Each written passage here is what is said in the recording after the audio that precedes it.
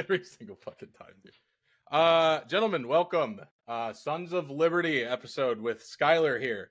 Skyler is a longtime friend of a friend, if you will, of the show, Brendan. So thank you for coming on, Skyler. We're going to discuss a bunch of different topics, ranging through a lot of current events that have been happening, a lot of stuff happening with the new administration. And Brendan had forwarded that, you wanted to come on and have a conversation, so let's do it. The first thing that we all have really fresh in our mind is the meeting that just happened recently with President Trump, Vice President Vance, and President Zelensky in the White House, to the point where he was kicked out, thrown out, asked to leave. Take that for what you will, but every side has said what happened. But obviously, it was televised very publicly. We all kind of saw how that went off. So I guess let's just hear. We'll start, Skyler. What did you think? Like, how did you feel the president conveyed the emotions of what he claims to be the American people? Like, do you think he represented the majority of Americans in the way that he treated President Zelensky? I don't really think so. I mean, I thought it was kind of embarrassing for him to sit there and be like, I mean, he all the time we always hear how good of a businessman he is, and we got to see his actual like negotiating tactics firsthand, and he's just like, you don't have the cards, we have all the cards, you're not going to be able to do anything. And like, while that could be true to some degree, it's also just kind of a weak way to show your power, to just be like, yeah, you can't do anything without our help. And it just showed. He instantly left, and he made allies with a lot of other people. Like, I think Keir Starmer in the UK is like arming them now, and other talks are in process too. So they quickly found like new allies, and I don't know, I think it was a pretty big stain on our country, and a lot of people saw it, and within like 24 hours everybody else jumped on the opportunity. And I don't know. I mean, it's pretty bad for us to be like trying to side with like Russia now. So that's my view on that. Okay. Brendan, how do you think? Do you agree with Skyler? Do you think that it was a positive representation of the American generalized viewpoint? Do you think it was kind of Trump derailing and kind of being his boisterous, sensationalist self? How do you feel that it I was mean, given? yeah, it's pretty typical of Trump to kind of convey himself in that brash manner. I mean, people that voted for him, I think they kind of knew what they were getting from the first administration he had with the first 4 years. Um, with the whole Ukraine deal, I do think we needed to stop funding that war, and the peace deal should have been happened a long time ago before the war even just began in the first place. But I know Boris Johnson was actually the one that went in there and kind of had Zelensky pull out of that deal with Putin. Um, but yeah, just looking at the numbers of casualties Ukraine has lost, and without our military equipment and funding, uh, they would not have lasted this long without us, is pretty evident. But to minimize any more casualties and to stop, lives being lost, I think it needed to happen. Was it the best manner in doing so publicly? Um, I don't know. Maybe it was a tactic that they thought needed to happen to somewhat embarrass Zelensky, to kind of have him bend the knee to the U.S. I mean, I don't care much for that, but I mean, we needed to stop funding it. So, and to this, the conflict with Russia needs to end, because, we already have a possibility of World War III with them. And then on top of that, with Iran and Israel's wants for us to get into that. I mean, to bring it back home and like worry about our own problems here with our economy and so forth. So yeah, I mean, it needed to happen in the manner in which it did. You can nitpick at that, I'm sure, like kind of Skyler was, but I agree with stopping it. That was a huge reason, I think, for a lot of the voters that did vote for Trump, and why they did was for that war to end. So yeah, that's my stance on it. I could hit on more stuff, but I'll stop there. To touch on Skyler's point and to just kind of pick your brain a little bit more. Do you think that it on the global stage kind of made us look kind of weak, almost bitchy? I mean, yeah, we've been looking weak for quite a few years. I mean, ever since Biden took office. I mean, even before then, when people saw Trump's first term, I mean, they saw we were kind of going down the rabbit hole, and then it's continuing now, and we just have leadership that is, I mean, spineless, like almost all the way up, and they all capitulate to Trump's whims and his desires. And yeah, the whole JD Vance jumping in and being like, "You haven't said thank you yet enough today," and I think he did say thank you like twice already, and then like dozens of other times prior to that for all the aid. So it's just, I don't know. I think it's very silly and dumb, and like the whole idea of bringing them together or bringing Zelensky here to talk with Trump was to work together to come to a deal, and then because Trump couldn't handle that, well, it was triggered by JD, but since they couldn't handle that situation, everything fell apart. I mean, it was in the billionaire's best interest to keep funding the war too, and I think that the meeting, even though while it might lead to good things, I don't think the meeting went how they want. I mean, it was just, I like the meeting because it was a very valuable insight to how Trump handles business in contentious situations like that. And we saw he doesn't have like any good points. He's literally just like, we have the cards and you don't. And it's like, that's where his arguments start and end. It's just like a show of strength. And I don't know, when all you have is a show of strength, I think that's very weak. And yeah, I don't know. That's Sure, about it for that. sure. Andrew, do you think that the way that the interview, or I guess it wasn't an interview, the way that the meeting went, it was more so it was kind of just an attack fest. But do you Yeah. think the way that that went, um, oh man, I had this set up really well. Do you think that it was a outburst of the buildup that Trump has felt towards the frustration of the Biden administration with how we've just been like pissing money away, quote unquote, to how the MAGA movement has been talking about it? Or do you think it kind of was just a well, really an argument that was set up that was more so just a attack that had no backing on it because of I mean it really did. I don't know. I'm not conveying But yeah, my that's a well.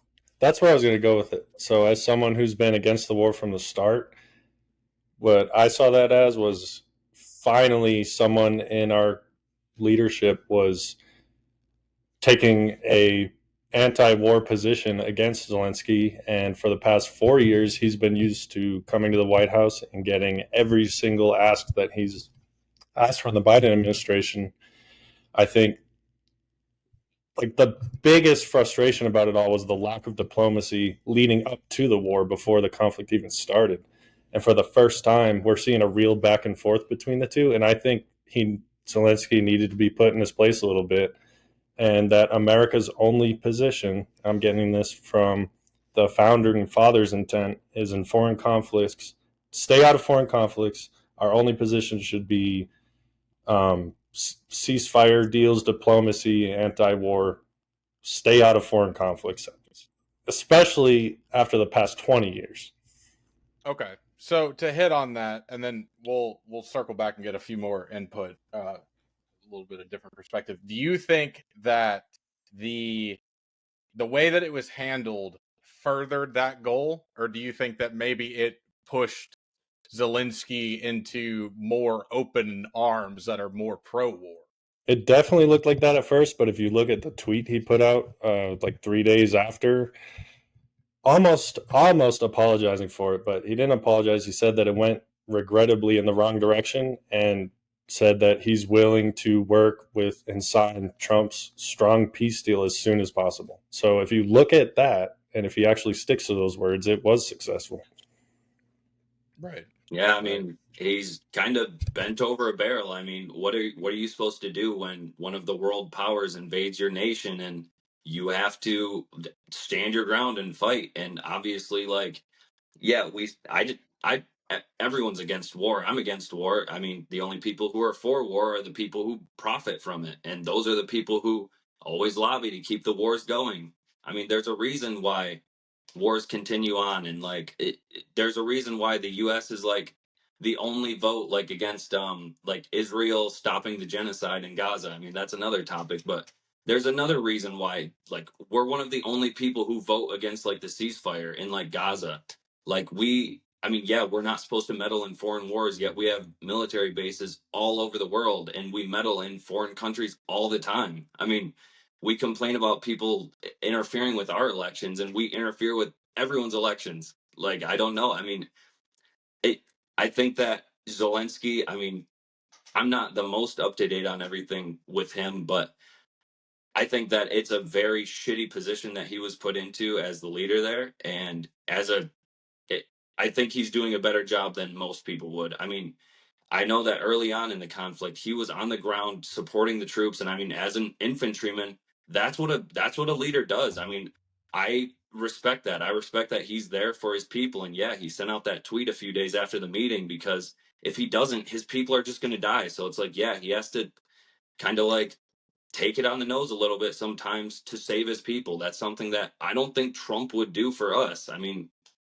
I don't know. I don't know how great of a leader Zelensky is, but I think that he has stood up for his people more than a lot of our leaders do for us. So, real quick, for me, I'm like super anti-war, and when I see Donald Trump shaking hands with what's the name, Kim Jong Un in North Korea for the first time, the war never officially ended, by the way, with North Korea until Never. Trump's um, first term.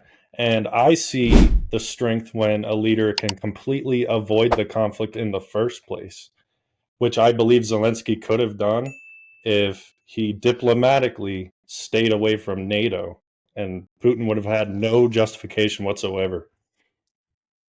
I mean, our leaders, our politicians will say there was no justification or reason for this war, but I 100% believe that it was NATO aggression, and Putin will have that plausible deniability forever because our stance was absolutely no chance. Are they not going to join NATO? Like we were completely against keeping Ukraine out of NATO. So Putin can always use that as justification for the invasion. So let me ask this, and whoever wants to jump at it, feel free. Where do we think that the notion of starting peace talks again with Russia comes as bending the knee to Russia? Do we think that that's actually a tenable position for someone to take? Do you think that opening negotiations actually means like kissing the ring of Putin? Because as Americans always being supposedly at the forefront of diplomacy, we've recently in the past, well, I mean, I guess not recent, in the past couple decades, or excuse me, centuries, we've decided to take on the act of the world police, starting with World War, well, I mean, Jesus, even before that, really like the Philippines and the Spanish War. But anyways, we decided to start, taking foreign affairs into our own hands rather aggressively. But before then, again, like Andrew previously stated, the kind of the MO of the United States was to be diplomats first and keep, like Teddy Roosevelt said, walk softly, carry a big stick. It's like, we want to use words before it comes to means of arms. So when did talking start becoming taboo and fighting became the norm? Do we think that's a tenable position to actually maintain that Trump is kissing the ring of Putin because he wanted to start talking? I mean, that money talks. I mean, I can't draw a line and say exactly when it started, but I mean, probably as soon as people realized that they could profit off of war is when it started. And I mean, our system here uh, greatly values maximizing profit at any cost. So I think as soon as people realized that, they probably jumped on it. Do you think Donald Trump is, in a way, kissing the ring of Putin by opening up peace talks with Russia? I don't even I don't know. I didn't really view it like that. I think that I don't view it as kissing the ring. I think it's more of us aligning with Russia, which I don't think is good. I don't think it's good that we're aligning with Russia and Ukraine. Like I don't know. I mean, yeah, it's great that I mean, I don't know. It's great that we're not at war with North Korea anymore, but it like I don't know. I don't see how that's really as big of a deal. So there's either talking to, obviously you want to talk to both countries that are at war, Russia and Ukraine, but And um, Ukraine wasn't even involved in the peace talks either. It was right. just they had just talked with Russia, and Russia is the invading force. I mean, there was a time where the U.S. stood against imperialism, and I mean, granted, we are also one of the biggest perpetrators of imperialism too. But I don't know. I personally, like 5 years ago, thought that the world was kind of past this imperialistic nation or like mindset, and seeing that our leaders just kind of let this stuff happen is just crazy. I don't know. And I mean, now Trump, he's got the same idea as Putin. I mean, he's taking over Greenland, the Panama Canal. Like, how is that? Like, that's good. You think China's just going to willingly give it up too? Like, I don't know. It's just I don't like how we're aligning with ourselves with like the people who are not good, who the Republicans for years have said they're not good, and they're like not what we want to be. They're the opposite of us, and now we're just aligning with them. And that's what I think. I don't think it's really kissing the ring or anything. I think it's just a bad direction to take our country. The reason Well, I asked that question, just to jump in here really quick, is because a lot of people on the left, the loud left, have been saying that it's kind of a track record of Trump with the whole Putin thing. You had the whole 3.5 years, I believe it was, of the FBI investigating Trump for a completely made up scandal, saying that he was involved in bed with Russia. Here again, it seems like this is just a reignition of that scandal almost. Um, I guess my confusion comes from where, like, when did it start being okay to only talk to one side of a nation or of a conflict, excuse me? Because for 4 years in the Biden administration, and I'm not a team Trump guy at all. I'm a moderate right. I think the MAGA movement has their lunatics in it, just like the left does. They both do. Both sides, of Um, course. but I find it very disturbing that we've almost pseudo shifted from only talking to one side to trying to talk to both. One side isn't really about it, the other side is kind of about it, wanting to actually come to the table.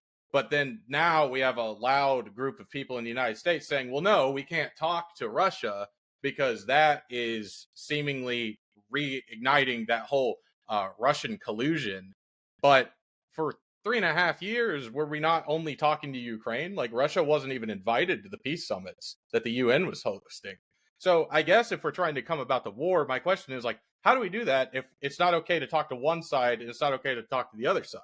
What is the answer? And I'm not trying to get the answer from you guys, but do we think that it's even possible to somehow come about a ceasefire without talking to both sides? Like, it seems kind of hypocritical. Yeah, I don't think you really can. I mean, you have a nation Russia invaded Ukraine. I mean, if you invite them to the peace talks, it's obvious what they want. They want the land of Ukraine. I mean, that's what they want. That's why they're there. That's why they started the war.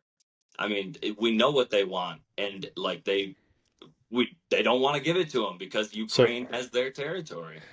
I would disagree with that. And it is true that the past 4 years leading up to the conflict, Russia wasn't doing this invasion of Ukraine, because I don't think it's about the land. I think it really is NATO, Russia worried about NATO showing up on their border in Ukraine. Well, Like, also they invaded Crimea in the exact same fashion like a decade prior. So like right. they're just following the same framework to expand their territory for it's just what nations do. But they were idle for 4 years. I mean, And I then don't once think the so. They were NATO still talk got gearing up. serious, that's when the invasion happened. They When were our still Secretary gearing of up and Defense, doing demonstrations near the borders still. right, but our Secretary of Defense, before they had the huge buildup at the border, he said it is inevitable Ukraine will join NATO, and that's where we saw this escalation in this recent conflict. Yeah, So I would argue that it is a lot more about NATO than people are saying. so to play devil's advocate, there is very obvious how would I phrase this? I don't want to say contempt, because that just sounds like too much of an umbrella term. But I mean, you do see Vladimir Putin not even referring to Ukrainians as Ukrainians. He doesn't acknowledge their sovereignty. So there is a large argument to be had that there is an extreme threat from Russian expansionism. My point with it, and honestly, the way that the conflict started, regardless if it was NATO expansion, Russian expansion, regardless of how it started, my point that I'm trying to make right now is, why is it okay to talk to one side but not the other side? Is that the position that the United States should be taking, or should we be prying open this war and forcing both sides to the table? Because personally, I think that Russia is in the wrong. Russia, personally, I mean, they obviously invaded. I remember the day I was sitting there making breakfast and seeing on TV, you just see a shit ton of fucking assault choppers flying over, fucking dudes fast roping in, the fucking fast movers dropping rockets out of nowhere. I mean, it was like a pseudo blitzkrieg. It was like a modern era blitzkrieg. However, I think there is a case to be made that there was a lot of posturing from NATO and the Western allies. That being said,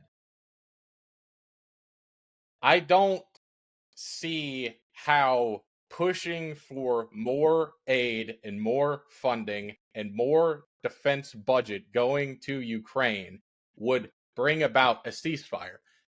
Based on the numbers, they will run out of resources. And I'm not talking about equipment. They are losing thousands of people a day. So, should it not be the United States prerogative to bring about peace as diplomatic as we can? It just seems like the narrative recently from the last 3 years was, oh, we'll just throw as much money into the meat grinder as we can, and eventually the meat grinder is going to be resolved. But then now it's kind of like, oh, well, let's just pretend that the meat grinder is out of the window, and we'll just pretend like we're all buddies again. So I guess, where's the middle ground?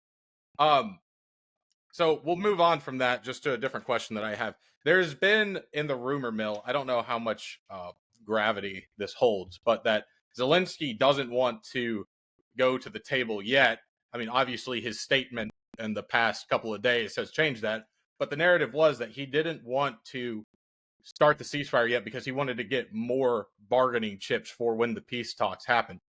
Do we think that that's something the United States should support? Do we think that we should allow Ukraine to have as much bargaining at the table to keep their autonomy? I think that's fair. Like, that's like, if it's that simple, that's fair. Yeah. Well, I mean, you can call it simplicity, but also, again, we're losing thousands of lives a day. And not only that, but we're starting to bring other nations into it. So, well, yeah, when you include the EU involvement and everything. And now we have North Korea. And Well, I feel like there's a reason why people are funding it, because they don't want Russia to continue expanding. I mean, they know what Putin's about. I mean, they've seen it with Crimea, they've seen it with Ukraine. I mean, we know what Russia's about. We know.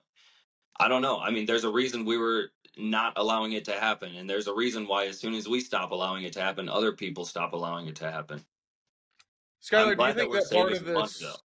Do you think that part of this could be a reignition of the Red Scare? No, I mean, I don't think so. I mean, it's funny. I grew up always hearing that like Russians were like, oh, they're like, yeah, the opposite of like America, yeah. And I don't know. I'm not scared of Russia. I'm not like scared of anything like that. But I think that just like how the U.S. shouldn't take over the whole world, I don't think Russia should take over the whole world. And it's literally as simple as that, because I don't know. That's just not how the world works. You can't have power over entire nations and then like actually expect to exercise that power appropriately without people suffering unduly. Right. So I think we all kind of agree that this war has to come about. It has to come to an end diplomatically. It's just the way that we go about the diplomacy. I think that personally, I hope that Ukraine keeps their autonomy, keeps as much territory as they can, while simultaneously, I hope that the Russians are satisfied enough to fuck off to where maybe NATO doesn't push as hard to push into Ukraine. Like, I feel like there has to be some type of middle ground. Like, I don't think that you can have Russian aggression, just open Russian aggression, unanswered. But I also don't think that it's worth the United States and also a lot of NATO, like, throwing billions upon billions of dollars, and the Ukrainians throwing thousands upon thousands of lives at it for a ceaseless meat grinder. Like, it's not sustainable. That being said, another question I have on sorry, Skyler, go ahead. Well, I think a lot of times we're giving them like weapons and stuff too. So I don't know if I don't know all the money that we give them. I don't know what percentage of that is actual like money that they use to like buy other armaments. But a lot of times we give them like our old weaponry so that we can buy new weaponry, spend more money, and make more money and sell it to the next guy. Obviously, so Good old industrial complex. yeah. I love Yep. it. Another question I have on it is, how do we feel about? I forget the exact number, but I believe it was something ludicrous about the Americans funding this war far more than the rest of NATO. Do you think that NATO should be paying their fair share, as Trump has put it? There's an ocean that divides us, whereas those guys are literally on their neighbors. So do we think that if we do continue to fund this defense operation, that it's fair for the United States to be paying an exorbitant larger amount than NATO? Is that a fair position on the American taxpayer? Like, do we think that that's a fair thing for the United States to do as far as foreign policy? No, I mean, I wish that my taxes didn't really fund the killing of any people overseas, if I had my way, but we don't really get to vote on how our tax dollars are spent, unfortunately. We get to vote on people who will appropriate those tax dollars, but all we can really do is hope that they appropriate them in the ways that we want. So I don't know. Yeah, I don't like my tax dollars funding anything like that, but at the same time, to be a part of American society, it's kind of you have to pay taxes, and I mean, I Right. benefit greatly from being a part of American society, so I have my issues with it, but there's also a lot of that I benefit from. So I guess my point to hone in on it is, if we do sustain the war further based on either Russia or Ukraine not capitulating, is there an argument to be made that Trump should twist the arm of NATO into paying their fair share? I think that's fair. I mean, yeah, I think they should probably be paying more, but also it kind of goes back to what I was saying before. I don't know. Do we just write them a check, or is the money that we give them just in armaments? Because, like I said, us giving them armaments, it's not out of the kindness of our heart. That's Right, for sure. sure. It definitely is a proxy war.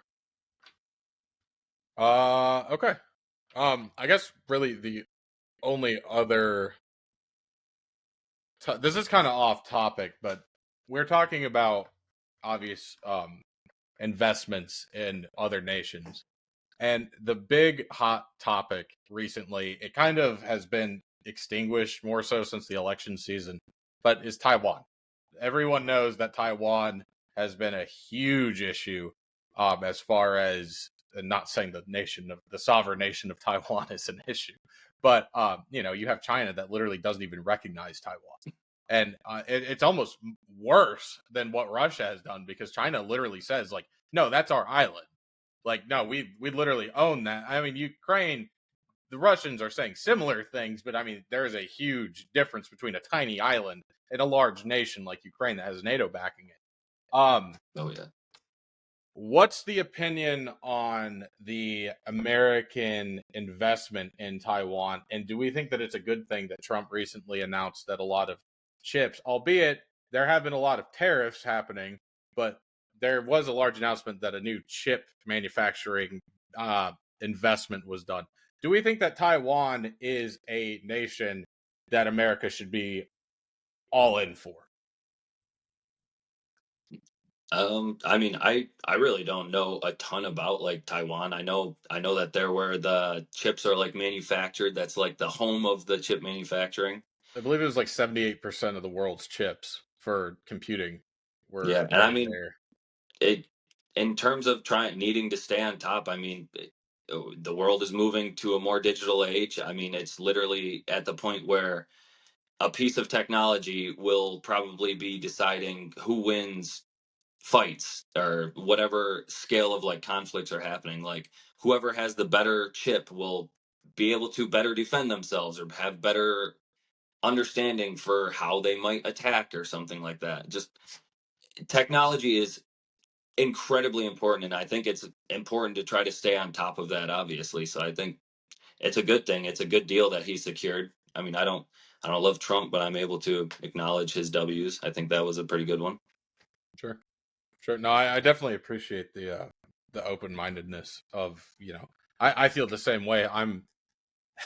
Andrew and I have talked about this a lot. It's like I hate when everyone is all in on a politician because you have people that are 1,000% MAGA and he can do nothing wrong, Oh but yeah. yet a large amount of people were questioning, like for instance, the Operation Warp Speed, and they're like, "Well, why are we all taking vaccines?" It's like, well, you understand that Trump is the one that approved Operation Warp Speed, Yeah. and that was a huge pause for me back during the whole pandemic happening. So I do appreciate the open mindedness. Yeah, we talk a lot about how you don't need to support a person. We should all just look at policies, like the ones we like, don't like the ones we don't like, and just go Yeah. from there. Yeah, the cult of personality's gotten way too out of hand. It's crazy. It's Yeah. crazy. I mean, yeah, I grew up like my parents always, well, my dad always told me like, yeah, don't trust politicians. Don't attach yourself to politicians. Like attach yourself to like ideas, not politicians. Right. And now he is like the most ultra MAGA person ever. Like there's no coming back for him at this point. Like I don't know. He's completely down that rabbit hole. And I brought that up to him a couple months ago and he just kind of brushed it off and didn't really acknowledge it. So some people are Yeah. far gone, but I mean, I think a lot of people are also kind of waking up and seeing like a lot of stuff around the country right now is kind of up in flames, and I think a lot of people are noticing that and kind of opening their eyes to it too. So I It thought is that nice. more people were ultra MAGA than I previously thought. I guess I don't know. There's less people out there that are fully committed to him than I previously thought. It is kind of nice. I've been noticing that as well on both sides because Andrew and I for Jesus 2 years were talking about how we were more so favoring a lot of RFK's policy as far as unification. At least his message, the message of unification of both parties. And it seems like after the recent election, there has been a lot of migration towards more moderate, which is kind of nice to see as far as the left kind of coming more towards the center, and a lot of MAGA guys kind of being able to see their flaws in the mirror, which kind of seemed to be a very an idea that was foreign. It was very much an entrenched, like, oh, we're all in, all our chips on this guy. So it is kind of nice to see more moderation coming out. That being said, I'm going to go ahead and shift the topic over to the border. As we've seen recently, I believe Andrew and I just did an article on it last episode. Border crossings have been down 92% since Trump's 40 days in office. I believe it's like 47 days now. And there's been a lot of contention around his policy. You have the naysayers out there saying, oh my God, this is a war on humanitarianism. There's a lot of people out there saying, I mean, they took your jibs and everywhere in between, So I guess the first question would be, do we think that Trump's policy truly is an American first policy and he actually wants to take care of the citizens of the United States? Or do you think that there is a large operation of pandering to the hate that is involved accredited to the MAGA movement? No, I think it's that one right there. I think it's pretty much all pandering. I mean, 92% less people are crossing the border. I mean, do you feel any safer? Or is anything cheaper? Is anything better since he has taken office? Absolutely not. I mean, like, yeah, we've apprehended or we've dropped the border crossing significantly, but what has happened because of that? And also, a lot of immigrants in the country, even legal immigrants, are like drastically affected by this. Like people that have like legal status here are being like affected by this. So I don't know. I think it's kind of just pandering to his base to say that he did something. I mean, I don't know. It might be America first, but even then, I think it's just, even if it is, it's just a misdiagnosed treatment to a problem. So, Okay. All right. Well, I'll say I think that the illegal immigration was a real issue. I live in El Paso, and 5 years ago, it was the fourth safest city in the country, and it's been dropping year after year since. Crime has gone up every year since the Biden administration. in Um, just El Paso, because I'm pretty sure the FBI crime statistics for the last few years came out recently, and it's actually been down quite a yeah, bit. I'm not like nationwide, or Yeah. I'm not talking nationwide. I'm talking about Oh, just the city okay. of El Paso. Yeah, because that's what they were always saying was like, oh, crime is up everywhere. Like they had like people here in Michigan like locking their doors so Mexicans don't come Yeah, in, break I don't stuff, think steal it's their shit. felt. Yeah, I would agree that it's not felt everywhere equally. Definitely in El Paso though, and you know what? So sorry, you said people with legal status are affected. I was just going to ask Yeah. about that. How Yeah. so? Well, my girlfriend. She's a legal immigrant here. She's on a student visa, going to college, and she has certain work authorizations where she is only allowed to work on the campus at like campus stores and stuff like that. But the campus, obviously, it's seeking as much money as they can. They take in as many students as they can, and they don't have that many jobs. So the students have to venture off campus to get work. And then as soon as all this stuff happened, the raids, raids started happening around the country. And then a few people at her work now aren't going into work now because they're scared of getting fired and or getting like caught and then sent back home. And then as a result of that, the restaurant had to shut down for like a week. And luckily, they were able to convince the people to come back by just paying them more money because money talks. And like they're still at risk of being deported when they get caught, and my girlfriend included. But I mean, it's either that or she goes back home because she can't fund her education anyways. So she's a Yeah, legal immigrant here and she is doing everything that she can. There's no opportunities for her to work where they say that she can work. I mean, so it's they allowed her to come here and she can't do what they allowed her to come here to do. And that's because of new policy changes?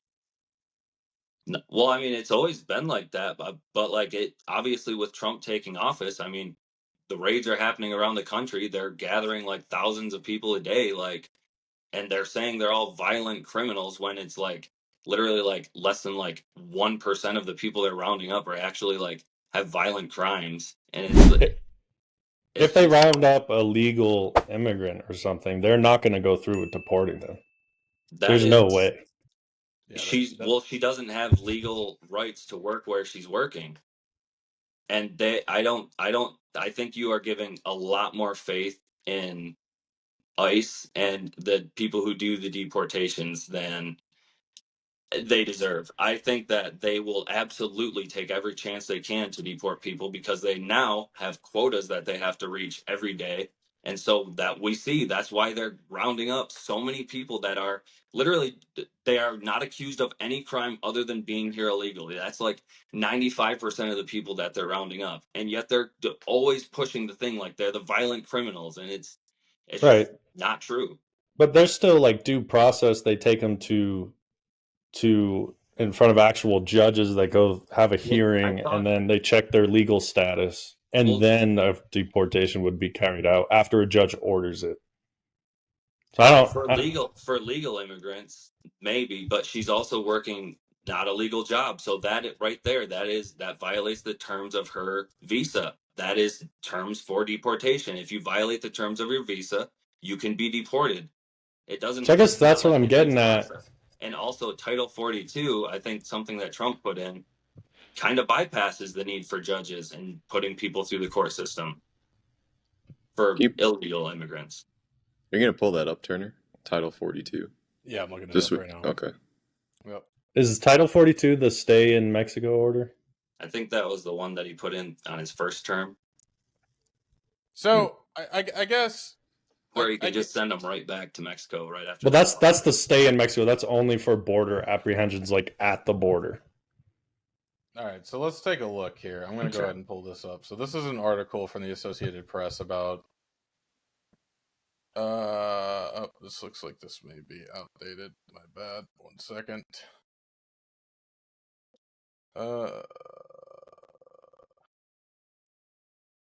Okay, so it looks like Title 42 began on March 21st, 2020 and ended on May 11th, 2023. So it looks like this went 3 years through the Biden administration. And the statistics on it. So this is the deportation from ICE, the operations. This is from the Border Patrol and Customs Agency. It looks like, let's see. So this is kind of Title 8 and Title 42. So this is just the raw data. We want an article on the actual. Yeah. And also, I want to point out Biden's obviously no saint with the border either. He's just as bad as Trump is almost, except he just like pretended like he wasn't. So I don't think Biden did good with the border whatsoever either. I was going to argue that for being like the border being a real issue, because Biden definitely ran on like not being as tough with immigration as Trump, but a few years in, like he kind of right before the election, he had to ramp up border security because so many people, even Democrats, were attacking him for it, because a lot of people do see it as a real issue. Yeah, even Biden was talking about resuming the border wall construction right before the election. I wish that so many people didn't view it as such an issue, so that we could actually focus on like other things, like prioritizing like getting people the help that they need in our country and stuff. And like, I think we spend a lot of time worrying about the border when the immigrants that, I mean, the people that cross the border and they work jobs, they pay taxes and stuff. Like, unless they're being paid under the table, like their taxes go into our system. They fund our American system, and they don't get to pay out. They don't get paid out for our American system. So they're a net benefit on our community. I mean, unless they go to the hospital and they get like free medical care or something like that, they're a net benefit on our community. So I would kind of throw a few roadblocks in there on that statement, in my opinion. There has been known policies put in place in California. There's been examples of different cities, and I know that they've been rally cries for the MAGA movement, but it is true. Places like Springfield, Ohio, where there was mass amounts of illegals. We recently saw with the Doge. Was the Springfield, Ohio, the one with the dogs being eaten that Trump was talking about? Yeah, that's the one where the population, I don't want to misquote it, I believe in 5 years it rose about 25,000 people. And that's not talking. Is that the one about the Aurora apartment complex with like the Trend? That's Colorado. That's Colorado. That's Colorado. Where Trendago was going around. That one was just crazy. I thought they were. I mean, I think the Army agreed with that Trendago one. We did do. They went in and they did the raids, and they were like, "Oh, there's 300 suspected people here," and they found a single guy. Well, I mean, there was video evidence that there was a bunch of armed dudes going around. You know, you have people with we have open carry laws. I mean, people want open carry. People want guns and stuff. I mean, open carry, not kicking down at apartment doors and demanding people pay you a tribute. And also, when you look, I think it's very interesting because the apartment complex owner, there is a extensive history there of them not adhering to the people that live there, like not fixing their issues and always fucking them over in the courts. And they own many apartment complexes, and they always do these things so that they can point to these, like, oh, we have people breaking down our doors, we have gang activity here, so they can get insurance payouts for stuff. And they have a long history of that. Like there's a long history of this apartment complex using false narratives to get insurance payouts. Well, there aside was also from evidence of the city officials asking the state government for help with dealing with the problem that arose from the Tren de Agua people in Colorado. There was, I believe it was, I don't know if it was the mayor or the city council, but there was City an council. outreach that was blatantly denied by the governor of Colorado, where he said there was no issue there. And But- there was, So you have the governor saying there's no issue, but the United States Army released a whistleblower publicized this Army document. It wasn't talking about that apartment complex specifically, It was but verified. it laid out the threat of Tren de Agua in our country and how they've basically been given an order to attack DoD facilities. And there was at least one report in Colorado, Air Force Base in Colorado, of the gate guard getting shot up one night, and they confirmed it was from Tren de Agua. And they showed this map where Tren de Agua is a threat in Colorado, Florida, a few other states. But like the Army was in an Army intelligence document was talking about this as like a real threat, Tren de Agua. Yeah, I mean, but Talking about they get aid from foreign terrorist organizations like Hezbollah and Iran. Yeah, we also fund a lot of foreign things that we could call terrorism too. oh, we definitely do. But I mean, we create the terrorists. I mean, Yeah, a lot of we times. do Yeah. for sure. But do we think that that's also an acceptable reason to allow them to just waltz into the nation? no. But also, I mean, the most nationwide acknowledgement of Tren de Aragua resulted in a single arrest of a Tren de Aragua member. I mean, I don't know, when people are screaming about something being as big of an issue as it is, and then all the data doesn't really support that, the governor comes out against it. I don't know. I mean, I'm gonna use my eyes and ears, and I'm gonna follow that. I'm not gonna listen to the people who want me to believe it. And I mean, I'm not saying it's not a problem. I mean, I was on the military base, and there was crime around the military base. There was some gang activity, MS-13. I had some dude literally try to sell me an RPG through Facebook Marketplace. Damn. Should have bought And- it. Yeah, how much I you thought- paid That's for it? wild. I thought How he was much you messing paid around at for it? first because he messaged me. He was Man. like, he said something about like a grenade or something, and I was like messing with him. I was like, "Oh, how much?" And then he responded like 500, and I like went to his profile, and I went back. It went back like 20 years, and he had like the MS-13 tattoos, and I was like, Oh. "Oh shit, you're serious." Hey man, if the government has it, so should you. That's what Yeah, it is. But exactly. yeah, I mean, yeah, the gangs are out there, but I mean, Americans are out there selling weaponry too illegally. I mean, yeah, like I guess my point with the whole thing, because I feel like we're kind of derailing here and we're talking about very minute things, is like obviously the border crossing again. It is a statistic that is a fact that 92% of illegal crossings have been turned away in the past. Like I feel like there is a 18 million people in 3 years is a mass influx to a country of 350 million people population. I mean, elections are turned by millions. Like a million people would flip an election in some cases. And I know that there are some, that there are the people that say like, oh, well, I mean, again, like most that come in here just want to better their lives. Sure. That's fine. I get that. But then, I have family that are, and, I'm not sitting here trying to do a false appeal to authority. I mean, there's 3 of us in here, and Brendan, I'm sure you know people too, but that have family that have gone through the process or friends. I mean, hell, half my fucking family did it, like my step family.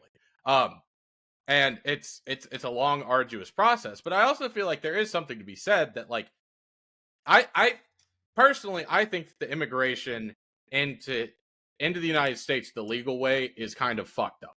yeah. Like I will say that first and foremost, and I think Well, that's kind the of entire reason groundwork. why the illegal immigration is as bad as it is. I mean, there's no way to Right. process as many people as want to come here, but there is certainly a way to do it more efficiently. It shouldn't take 10 to 25 years for someone to come here the legal way.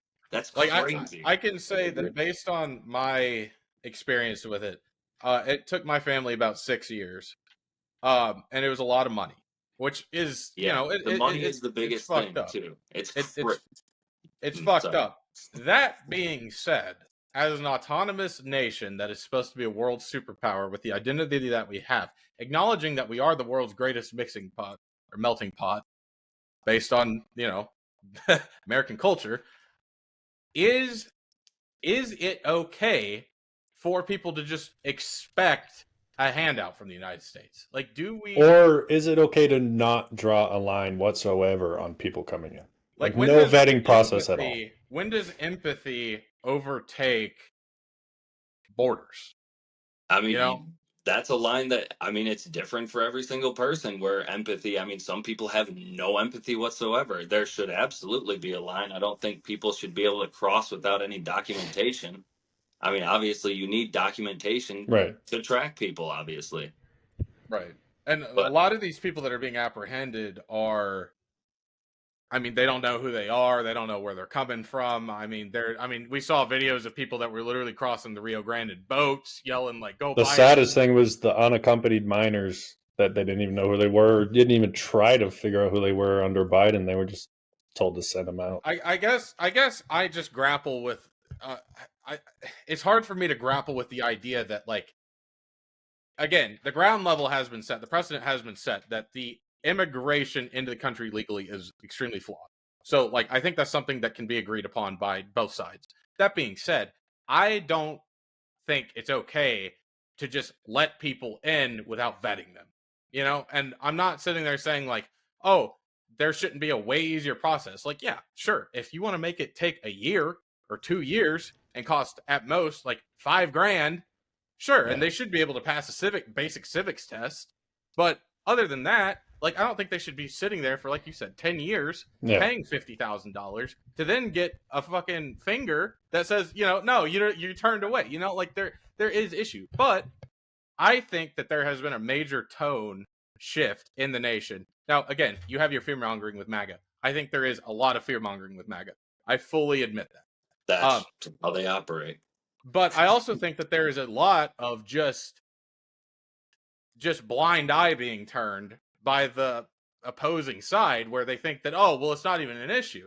And it's like, you see reports, and I'm not saying how large scale or small scale they are, but any report to me is fucked up. And when you see that there's $20 million being funded from FEMA to pay for illegal migrants to have hotels in New York out of the federal emergency relief aid to go to places like Maui and places like North Carolina, where a representative for FEMA literally came out and said, the funds are running out.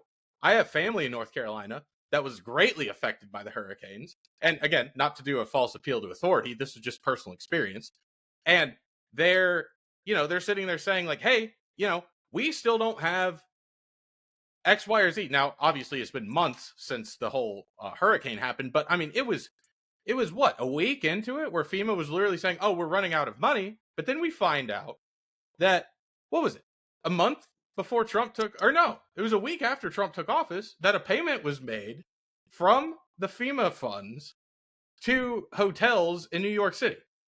And it's like, the response for the American citizens that lived in North Carolina was abhorrent for the federal response. I mean, the fact, and I'm not sitting here being a fluffer for anybody, but the fact that Elon Musk was the one that went out there and brought them, Starlink, to have internet, when you're literally having, what was it? I forget what it was, but there was a strong arm that happened where some aid wasn't being pushed through the right channels and it was just sitting at an airport. It's like, I don't understand how, and obviously it's a massive bureaucratic machine. But if there is $1 that is going to illegals over United States citizens, I take issue with that. And I've been called an extremist for that. I don't really understand how that line can be drawn. I don't know. So, like you were hitting on the beginning, and Kamala Harris and Joe Biden, this is what I was getting at. Like, they really acted in the beginning like the border's a non-issue, and they were forced to switch up on that because the election was approaching, and even they even they flipped the script on that and started trying to secure the border, or pretending they were trying to secure the border. So, like, even both sides are admitting it's an issue. And Barack Obama and Hillary Clinton both campaigned on securing the border. And neither side is interested in solving the actual problem. They're just trying to build a wall. They're not trying to fix the immigration system. Neither side is trying to fix it. I mean, like Solomon pointed out, 92% of crossings are down. That's a fact. And how much safer do you feel? How much better is our life? Everything is more expensive. Like, there's nothing to show for 92% being down. I mean, yeah, maybe some people will feel better knowing that less people will have a better life in America, but like, I personally don't think that that number affects our lives whatsoever. I feel like that's kind of downplaying, just in my opinion. I feel like that's kind of downplaying the significance of it. I mean, again, 20 million people coming in that they're trying to. I mean, they're pushing federal funds towards. They're providing shelter towards. You hear of these And examples. that money that was given to them was appropriated like by FEMA. It wasn't that they were taking the money from like the hurricane victims and moving it there. It was before the hurricane happened. It was already appropriated for And the use to do you fund the. not I think find that's a it good segue to though? Doge. I think that's a good Right. segue to Doge because Congress That's a good appropriates the funds, but I didn't know that FEMA was giving it to illegal immigrants housing over the North Carolina victims It's until Doge released that information. Doge didn't release the information. Or it wasn't Doge, it was the Attorney General that released that. They didn't release that information. The information is public. You can find it on their website. The funding for FEMA and all this stuff. Oh, That's the thing. the A lot of funding, people think I'm not talking about the funding for, so Congress appropriates funds to FEMA. We see that, but we don't see the dollar for dollar appropriations that FEMA does with that money right away. We didn't see that. yeah, it has to. I mean, they have to spend the money to have the receipts to show for it, and now that's what the audits are for. You Okay, audit the so government. that being said, what's your opinion on Doge? Do you think that it's an overreach of the establishment? Do you think that it's a necessary thing? Do you think that it's I mean, good or bad? Like, what's your opinion on it, Skyler? I mean, everybody wants more efficiency. I want our government to be more efficient, obviously, but I think that the people that they have doing it is just not a good way to do it. Obviously, we see they're making mistake after mistake. I mean, they're just lying to the public. They went out and said that they saved $8 billion in taxpayer dollars, and it like literally it ended up being like 8 million. They mistook like a 8 billion when the document said 8 million. They said they saved 8 billion, and like that's insane to me. And then that's just the biggest thing that they lied about. They have several items on their like top 5 saving list that they've had to remove because they've just been lying about it, or they misunderstood the contract, or they're saying that like 150,000 people are or a huge number of people are like 150 to 250 years old receiving social security payments. That's just a that's just a misunderstanding of coding. That's just a misunderstanding of what's actually happening, because when somebody in the system, they're using an outdated system. So when somebody does not have a birth date in the system, it automatically generates to the day that the system was created, that was unanimously decided upon. So when the system sees that somebody was born on that date, they do not issue the payment.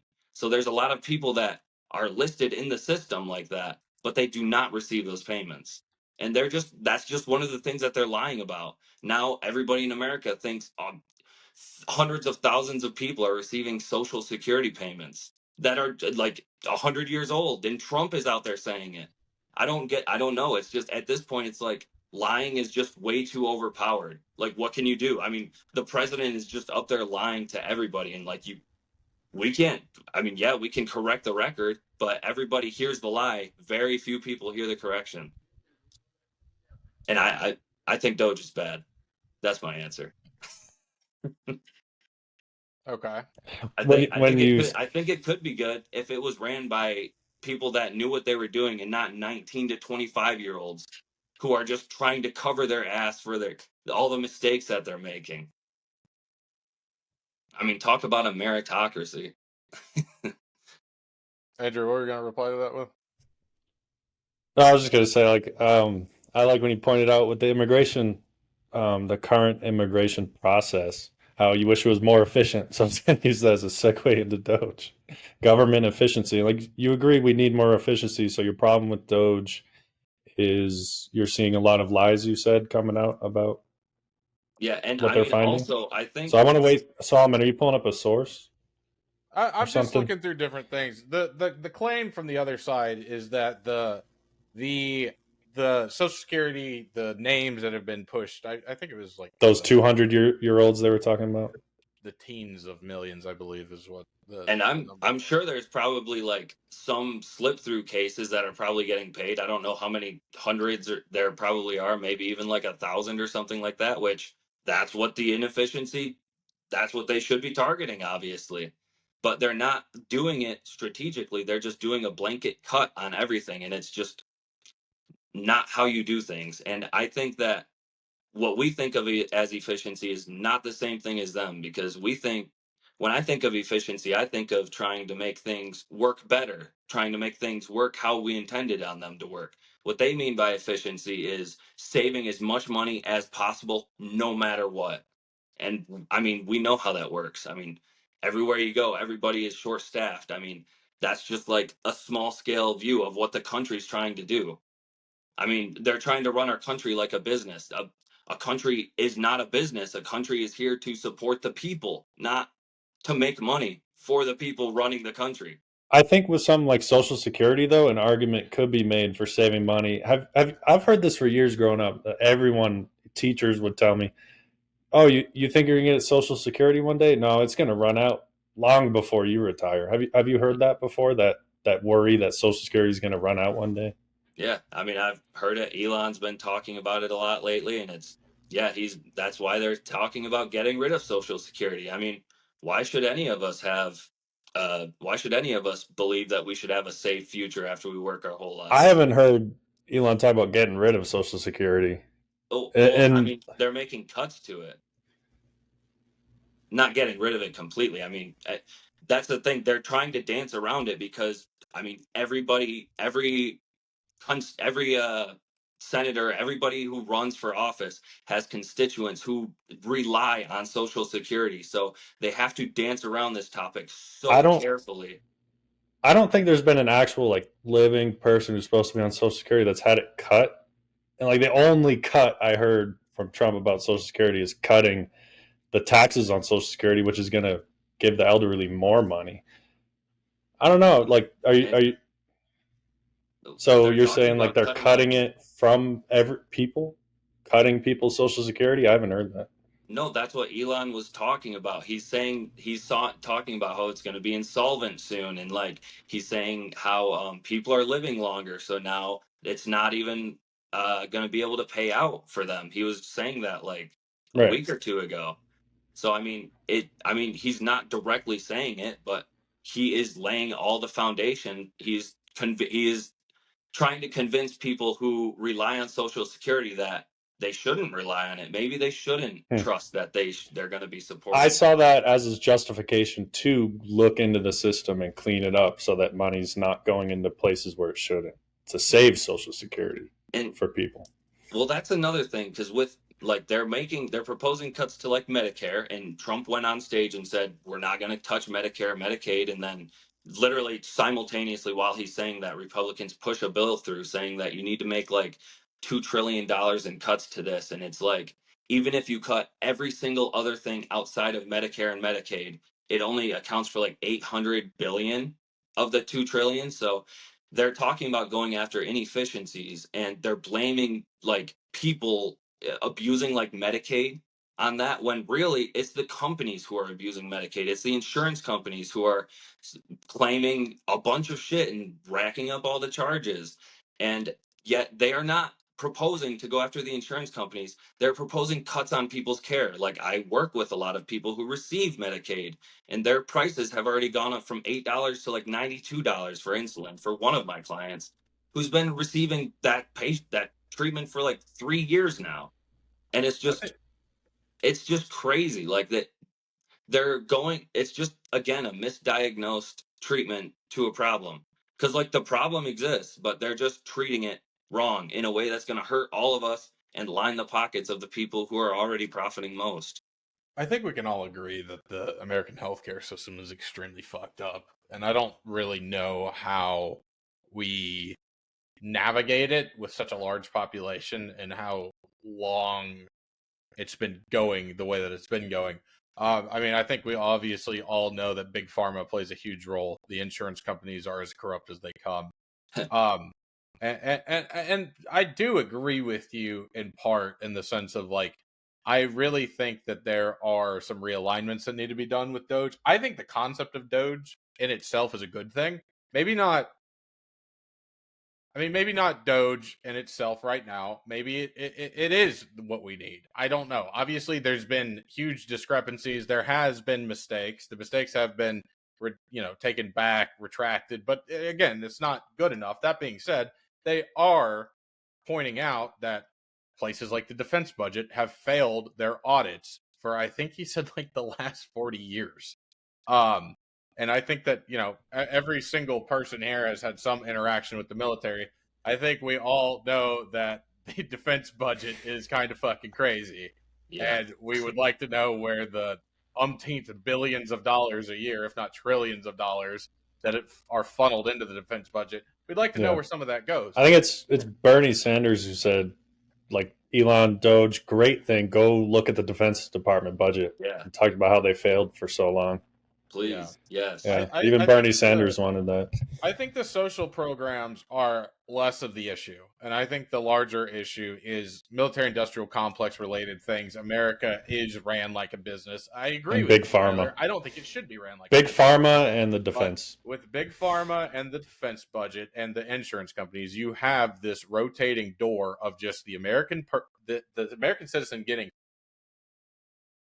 fucked from all angles. Yeah, that's the best way to put it. It really is. I mean, and it's getting worse by the day by day. And, like, I'm not a fucking Democrat. Democrats are just almost as bad as Republicans in my eyes.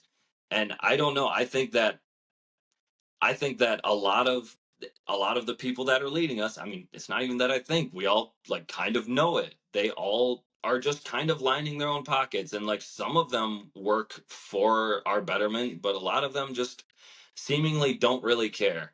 And Yeah, it really sucks. It's been that way my whole life. Talk to my parents, it's been their whole life, and I'm sure it's been that way my grandparents' whole life too. And I don't know, at some point you got to make a change. The Democrats and Republicans, it's just two different sides of the same coin, and yep. they're just continuously taking more from us every election cycle. So I don't know when we got to stand up and make it stop, but you're about to get me fired.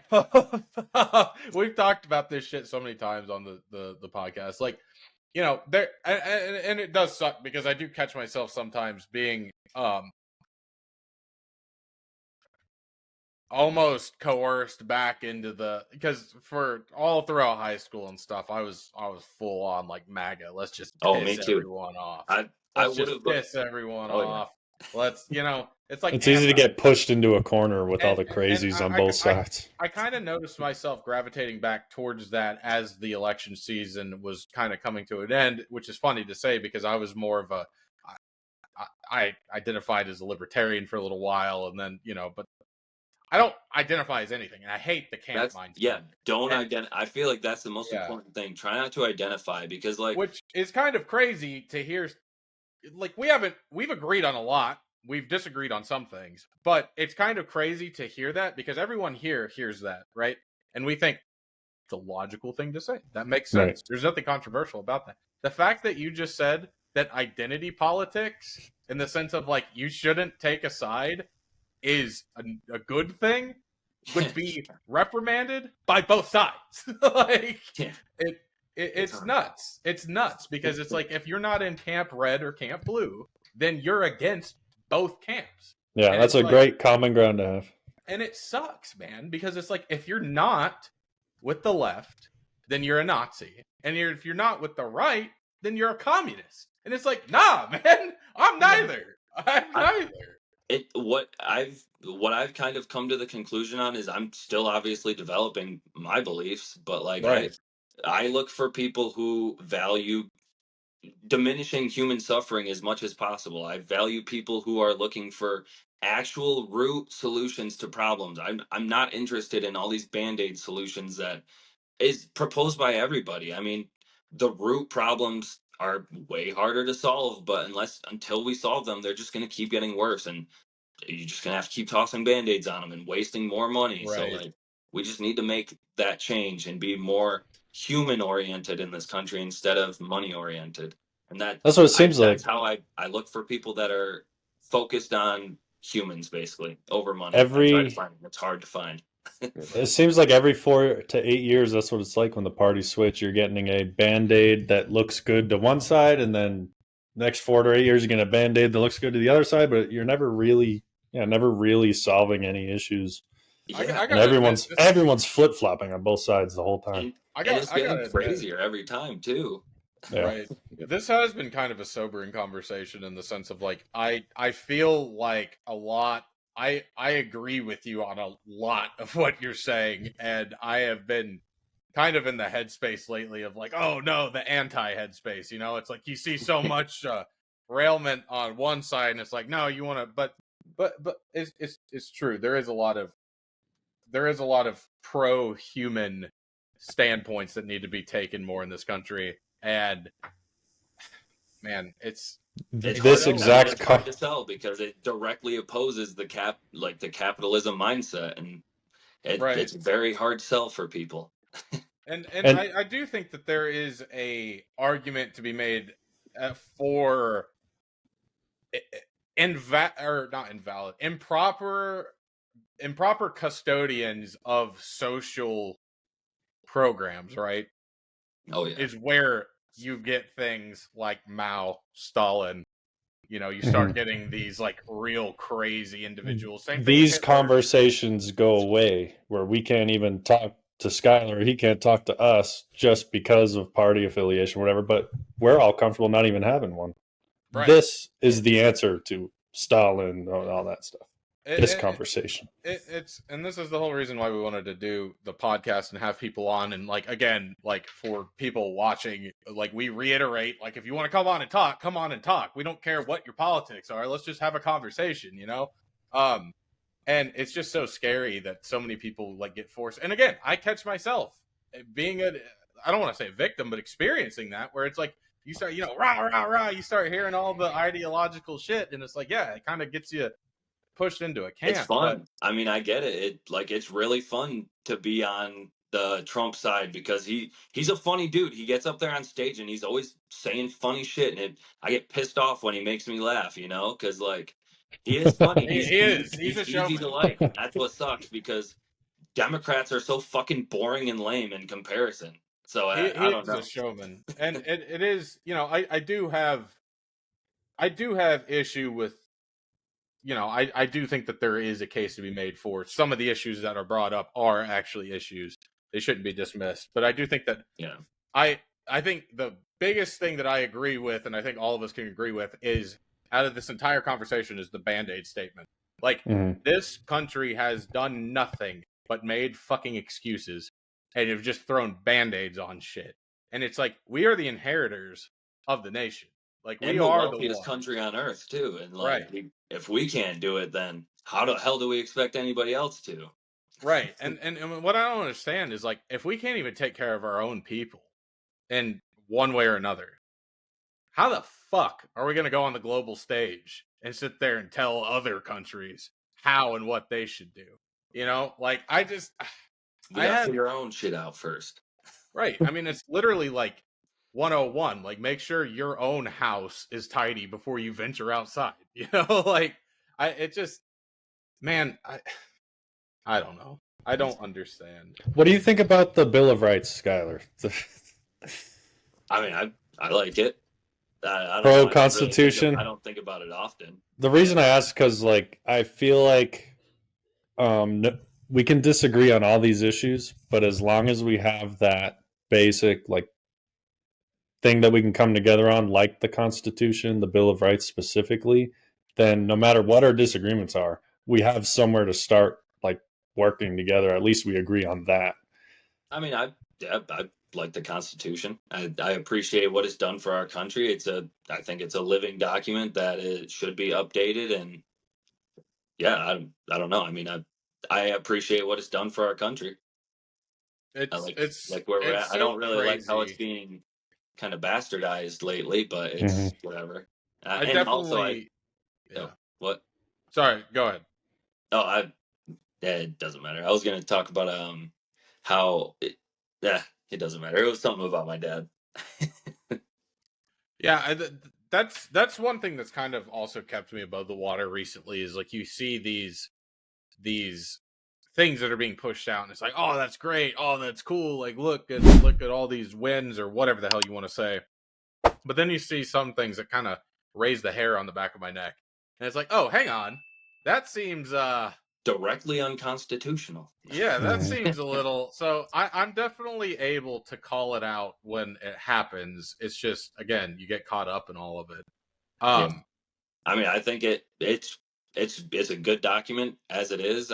Right now I think it would be good if we got rid of like the forced slavery for people in prisons aspect. I think we could do without that by now, but I like it. I think it should be updated as we go on. But yeah, I don't like how the current administration has kind of turned their back on a few things within it. yeah, So, but yeah, I don't know. I mean, it's a document. It gives us our rules that we hope everybody adheres to. But if people just stop adhering to them, what do we do? I mean, And we hope our courts without hold them accountable, but they kind of are. Some of them are, but depends on the judge.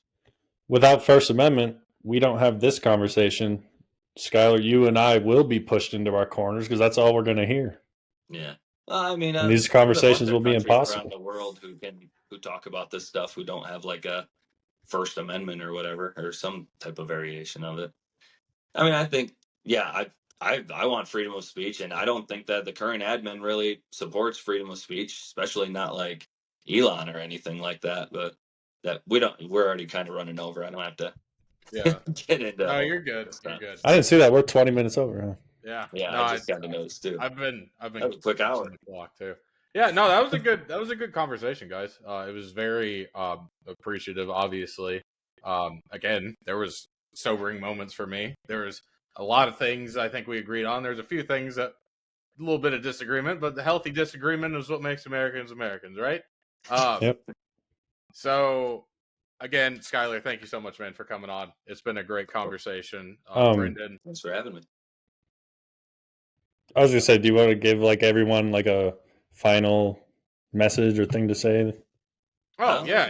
If you guys have any like geez. closing Oh, thing you want wow. to end Yeah, on, go closing ahead. statement Yeah, or whatever. yeah, I think I just want to reiterate what I said earlier, that I think that moving forward, we really need to focus on prioritizing people instead of profit. And I think that is, if we can center our mindset around that, it will not only benefit us, it'll help us benefit the rest of the world too, and all of humanity. Because I like to not just think of America. I mean, we are a species as a whole, and I like to think that we should do things to benefit the whole species. But obviously we got to kind of figure our shit out first. So focus on people over profit.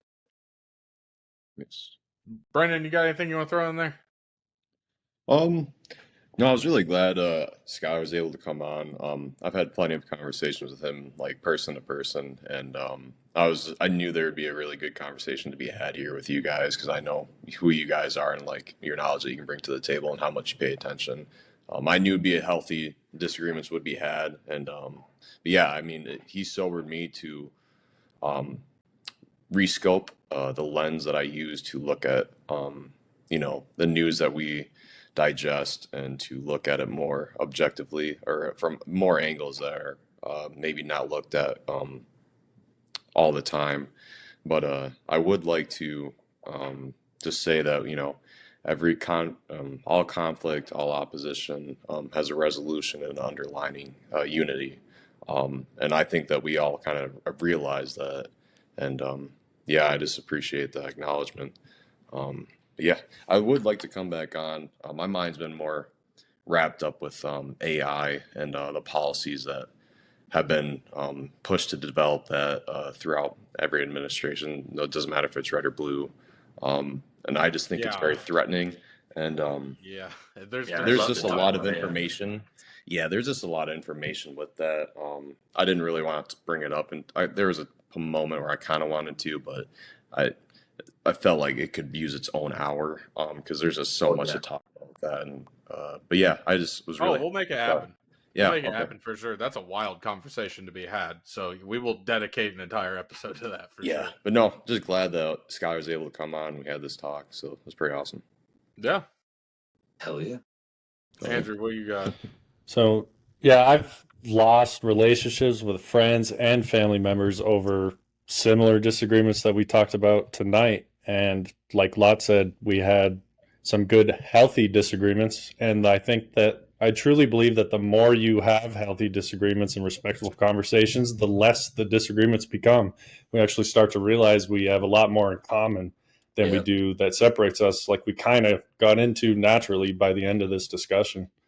So I think it's great for people to see these kinds of discussions and less of the Fox News CNN debates.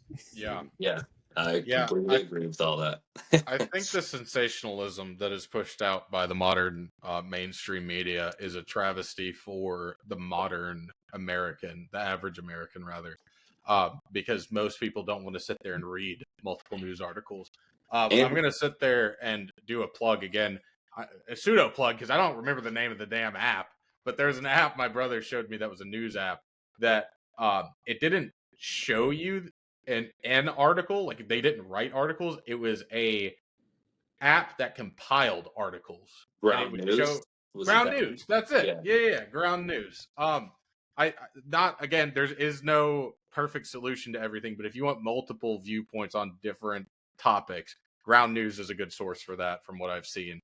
Um, uh, uh, I really the, wanted to get Ground News actually like a couple months ago, but I couldn't afford it at the time. And I yeah, actually might look into it again because I really want to. I see everybody on YouTube advertising it all the time. It seems like a good yeah. resource to get a gauge on where the media is at for a certain topic. So Yeah, my brother showed me it, and I mean, man, it was nuts. It's like you see a topic, and then on the topic, you'll see like there's literally a like hot, we'll call it a hot and cold meter, red and blue, and it'll show like the numbers of like 6 red articles, 11 blue articles, 11 red articles, 6 blue articles, and it'll like give you the breakdown of what news organization is from. Again, everything has its bias, but like it's nice to kind of see a full spectrum of the topic. oh That yeah. being said, speaking of spectrums, to go back to George Washington's closing statement when he left office, the two-party system is a fucking joke. I hate it. I hate it because you can't have a third-party opinion without it being silenced or pushed into a camp. It is horrific to even think about. Skyler made a point about it earlier where it's like, are we even a two-party system? There is an argument to be made for that, because if it almost seems like it's an oligarchy with a coat of paint on it that's red and blue. Yep. It really does. And it doesn't really seem like half the time we have a president, it seems like we have a king. Um, on both sides. Sometimes it just seems Oh like yeah. they go buck wild with it. And again, it seems like no matter how many band-aids you think your side is getting, it doesn't change the fact that there are fundamental issues at hand. And no matter how much we disagree on minute details, I think the overarching discussion on the topics tonight have really been what the whole point of Andrew and I buying cheap ass little cameras 2.5 years ago and started throwing videos up on different sites was that's why we did it. So I guess the closing thing for me would be, guys, just start and continue talking to each other. Like, it's like we're out of the election season, so okay, like we have Trump for the next 4 years. That's great. That's terrible. I don't really care. Just keep talking and hold everybody accountable. Don't just hold the opposition accountable. Hold yourself accountable. Police your own thoughts, police your own values, and police those around you's values, in the sense of like, make sure you are like checking yourself. Don't just fall to sensationalism. Don't Hey, just fall into the camp ideology, the tribalism, because tribalism is what the elites want. That's what they want. They want there to be an enemy in order to profit. So have sobering talks. Find a lodestone in your community that you can come back to and actually have civil discourse. And empathy, I think that there is an argument to be made for weaponized empathy, but empathy is something that every American should have, especially being the self-proclaimed diplomats of the world. And when we start losing that identity, we start losing ourselves as Americans. So Yep. get out there, have conversations, act civilly, and don't just shut down the opposition. Yeah. Again, That is Skylar, so man, thank you so much for coming on. It's been a great conversation. And Brendan, we'll have you on. Skylar, you're more than welcome to come back on. We'll talk some crazy Yeah. shit about AI in the future. Love to. Yeah. How the projection has been that there will be. I don't know if you guys saw it, but there was a statement made. I think it was by Elon and a couple other people that said that by the year 2028, they will have created an AI that is not only smarter than every human in the world, but is smarter than every human in the world combined. So I don't know if that has any weight to it or not, but we can explore that crazy topic. But anyways, I love guys, talking AI. thanks Yeah. for coming on again, and we'll catch you next time. Yeah.